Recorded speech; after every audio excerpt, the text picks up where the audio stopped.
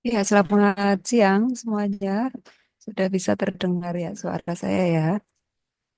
Selamat Siang siang sudah juga, Bu. Ibu. Ya, Oke. Bu. Assalamualaikum warahmatullahi wabarakatuh. Waalaikumsalam Hari ini warahmatullahi kita Waalaikumsalam lanjut warahmatullahi untuk wabarakatuh. terapi pasien hiperkolesterol ya. Sudah ada di dalam buku petunjuk praktikumnya. Kemudian juga udah dibaca belum? Harusnya sudah ya. Oke, harusnya ada pretest nih, cuma eh, dari koordinatornya tidak menyelenggarakan pretest. Ya, baik. Untuk yang tugas yang kemarin, saya berharap nanti bisa sekalian direview ya. Tapi belum saya buka. Nanti sebentar lagi saya buka. Yang kemarin udah dikerjakan laporannya. Sudah Bu.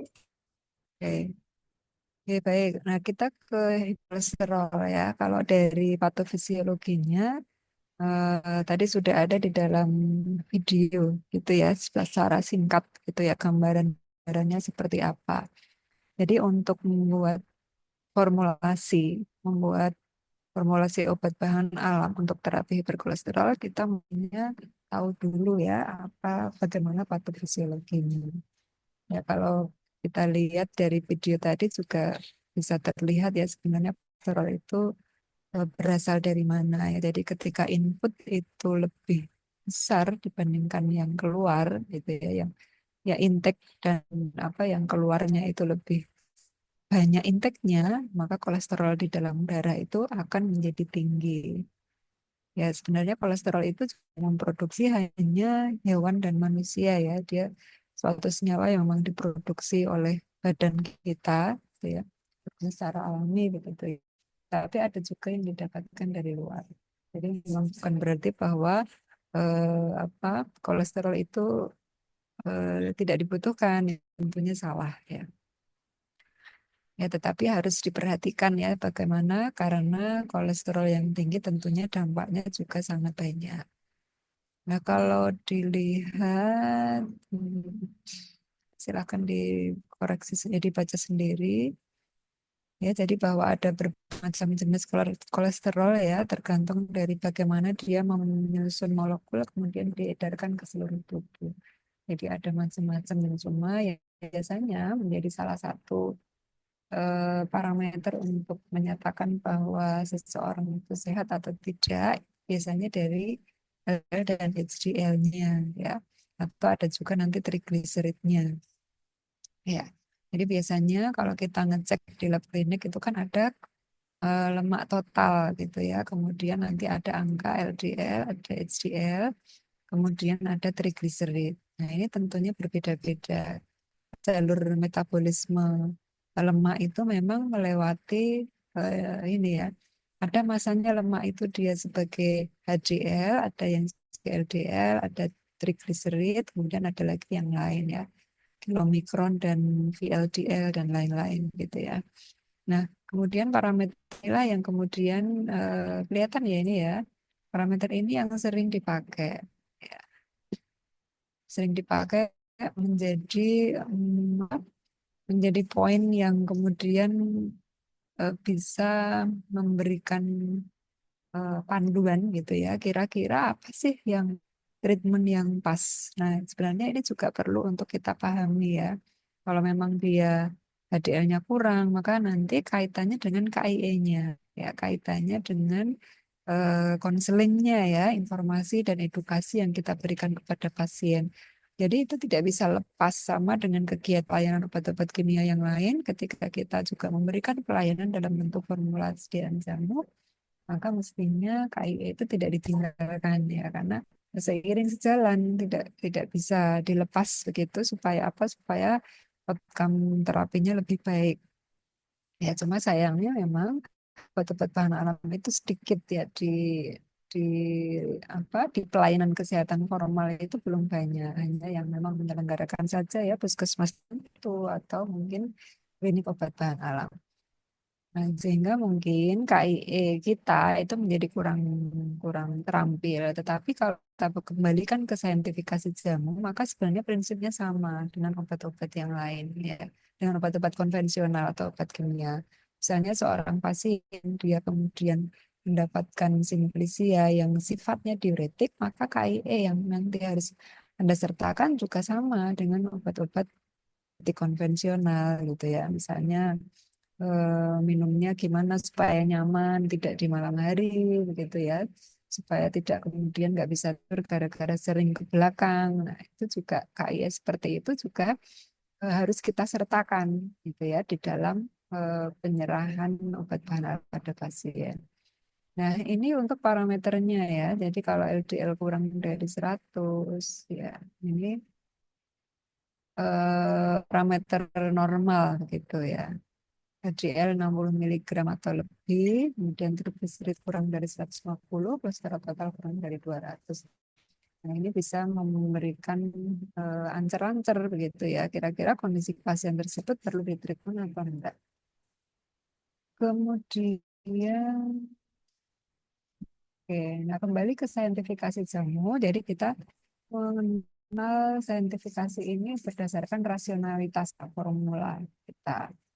Dan di dalam buku panduannya Debkes ini memang mirip dengan obat-obat konvensional juga, saintifikasi. Namanya juga saintifikasi ya kan. Jadi kiblatnya tetap kiblat obat konvensional, kiblatnya ke barat biasanya ya. Cuma sebenarnya kalau orang alam itu juga ada kiblat kedokteran timur ya. Jadi sebenarnya ada dua aliran gitu lah ya. Ya cuma usah terlalu kita bahas ya. Yang penting kita ngikutnya yang BPOM aja, BPOM dan Debkes. Jadi bahwa saintifikasi jamu itu nanti mirip bagaimana kita menangani pasien hiperkolesterol dengan pendekatan seperti ini. Ya, yang pertama adalah penghambat absorpsi lemak, kemudian menghambat sintesis lemak, kemudian memacu penggunaan kolesterol tubuh atau penurunan kadar lemak darah. Ya.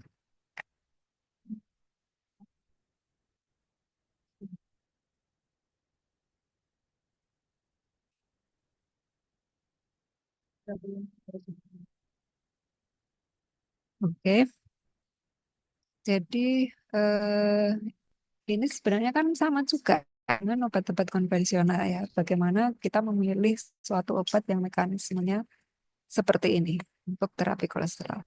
Jadi menghambat absorpsi lemak. Jadi ini kaitannya dengan intake ya, mencegah supaya yang masuk ke dalam badan kita itu bisa dikurangi, gitu kan?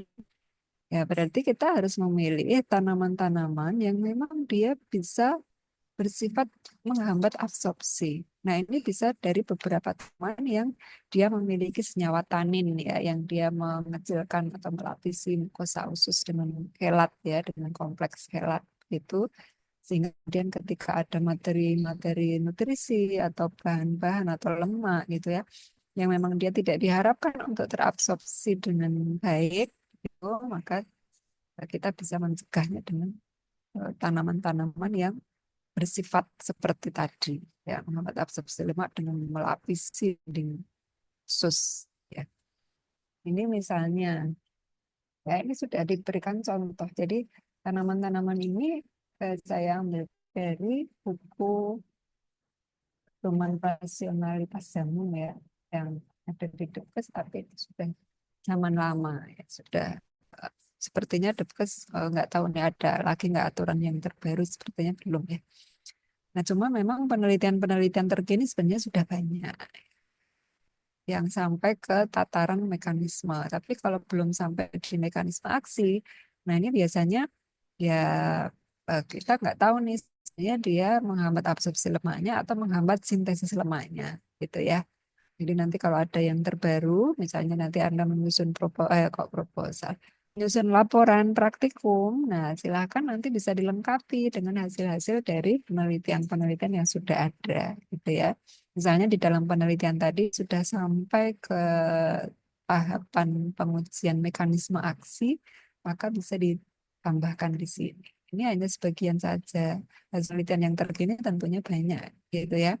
yang juga dia memiliki efek menghambat absorpsi lemak. Jadi ini hanya contoh saja saya ambilkan dari buku panduan yang sudah ada. Kemudian menghambat sintesis lemak. Jadi lemak tadi diantaranya adalah kolesterol tadi. Itu kan memang mereka disintesis ya di dalam badan kita ya. Untuk tujuan macam-macam ya. Nah ini contohnya yang menghambat sintesis. Ini ada angka, bawang merah, bawang putih dalam satu blender.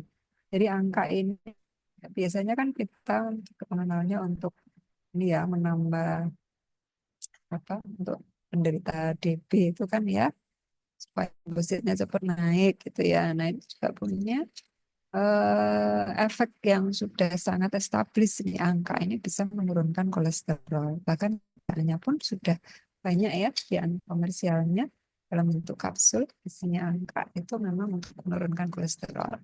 Sehingga beberapa pasien DB ya diberi obat kolesterol ya yang isinya angka gitu ya. Karena memang mengambil efek menaikkan trombosit. Kemudian memacu penggunaan kolesterol tubuh atau penurunan kadar asam lemak darah. Ya, jadi harapannya apa? Kolesterol yang sudah ada di dalam badan kita itu distimulasi supaya cepat dirombak gitu. Sehingga nanti harapannya kolesterol bisa berubah menjadi metabolit lain ya, kemudian bisa diekskresikan dari itu. Ya, jadi ini panduan ramuannya ya. Tiga ini bisa sebagai bahan aktif utama ya. Jadi tiga ini penghambat absorpsi, penghambat sintesis, memacu penggunaan kolesterol. Ini kalau kita lihat dia kan efeknya langsung nih pada kolesterolnya. Sehingga kalau kita lihat bagaimana kedudukannya ada di dalam suatu ramuan, maka kedudukannya adalah sebagai bahan aktif utama berkhasiat. Jadi silakan bisa bisa bisa nggak semuanya ya bisa ya kita mengambil semua semua apa semua jalur ya kan jalur yang menghambat intake-nya menghambat masuknya kemudian menghambat sintesis lemaknya ya pembentukannya kemudian yang sudah ada di rombak ini tiga-tiganya diambil supaya efeknya lebih komplementer ya saling melengkapi. Oke, kemudian, nah ini contoh kasus ya, cuma nanti Anda kerjakan di praktikum itu yang ada di kemarin ya, yang ada di yang berikut, yang di file asistensi ya, kemarin ini di share, bisa dibuka lagi. Jadi untuk yang materi praktikum hari ini, silakan ambil yang ini, materi asistensi. Ya, sudah terlihat ya. Ampun, Bu. Sudah, Oke, Bu. jadi silakan untuk dikerjakan sebagai laporan adalah yang resep ini. Ini sudah diberikan komposisinya nih, harusnya harusnya belum nih ya. Anda diminta untuk menentukan sendiri ya. Nanti silakan direvisi untuk 250 mililiter, gitu ya. Terus gram-gramannya boleh diganti-ganti, boleh ya. Silahkan mau tetap seperti ini ya boleh, tinggal menyesuaikan supaya 250 mililiter. Ya, kemudian akan dikerjakan untuk mengerjakan resep anti hiperkolesterolnya. Dari nama latinnya apa, kedudukannya dia di dalam formula ini sebagai apa, apakah bahan aktif utama atau bahan aktif pendukung saja, ataukah dia sebagai korigen, gitu ya. Nah, seperti yang kemarin ya. Kemudian mekanisme kerjanya apa? Nah, kemarin yang waktu pertemuan yang pertama masih sinkron antara kedudukan dan mekanisme aksi. Ya, jadi ini harus sinkron ya. Jadi kalau memang kedudukannya itu sebagai korigen, maka mekanisme kerjanya ya bukan kok terus vasodilator gitu ya. Kalau korigen ya berarti mekanisme kerjanya ya nggak ada yang terkait dengan penurunan hipertensi atau penurunan kolesterol. Ya, jadi mestinya mekanisme kerjanya ya dia memberikan warna, misalnya dia adalah korigen, coloris. Ya, jadi harusnya sinkron antara kedudukan dan mekanisme aksi. Kalau dia kedudukannya adalah sebagai bahan aktif utama berkhasiat, maka mesti mekanisme kerjanya adalah yang langsung di efek terapinya. Misalnya berkolesterol ini berarti yang dia menghambat sintesisnya, atau yang dia menghambat absorpsinya, atau yang dia membantu metabolisme kolesterolnya, gitu ya. Kan kerjanya harus sesuai. Ya, dari bunga melati misalnya, nah itu bentuknya kan ya. Misalnya dia ternyata bisa menurunkan kolesterol, tetapi kalau kita mengambil bunga melati ini hanya sebagai pewangi misalnya, ya maka berarti kedudukannya ya kalau sebagai korigen mekanisme kerjanya jangan jangan ditulis yang kaitannya dengan kolesterol karena kalau ditulis terkait dengan kolesterol maka kedudukannya menjadi bahan aktif utama berkhasiat. Dan apa syaratnya kalau bahan aktif utama? Mestinya dia dominan jumlahnya. Ya komposisinya ini mestinya banyak kalau dia bahan aktif utama. Gitu ya. Jadi bukan kok cuma rongler ya, 2 butir bunga melati kok dia bahan utama. Ya nggak ngefek. Gitu kan. Ya, jadi mestinya pemahaman kita terhadap dosis juga mestinya ada ya. Tapi memang kelemahannya apa? Kenapa kita sulit menentukan dosis yang kadang? Karena belum semua penelitian itu sampai ke tataran dosis efektif. Jadi wajar kalau ya belum lengkap gitu ya. Data kita belum lengkap atau belum belum pasti begitu ya. Cuma Anda bisa memakai rujukan dari penelitian-penelitian sebelumnya. Ya, oke, seperti itu untuk terapi berkolesterol sebagai awalan. Kemudian jam kemarin ya masih mestinya sudah tahu ya bagaimana laporan praktik kondisi susu seperti ini. Terus sekalian saya cek ya, saya beri review sekalian di grup WA untuk yang hipertensi. Kemudian jadi komponen yang harus ada, yang harus dikerjakan adalah ini ya. Ya, jadi studi literatur untuk melengkapi tabel, menentukan posisi bahan ramuan untuk 250 ml, kemudian menarasikan cara pembuatan, kemudian menentukan aturan pakai, kemudian menjelaskan peringatan dan kaidah. Oke ya, jadi seperti itu. Silakan untuk dilengkapi ya. Sampai di sini adakah yang masih belum jelas? Mau ditanyakan dulu? Nanti kakak belum jelas lewat WA, Bu. Oh ya, baik. Eh, ya, baik. Jadi untuk materi kolesterol seperti tadi ya sebagai pengantar saja. Selanjutnya silakan kita lanjut melalui agrup.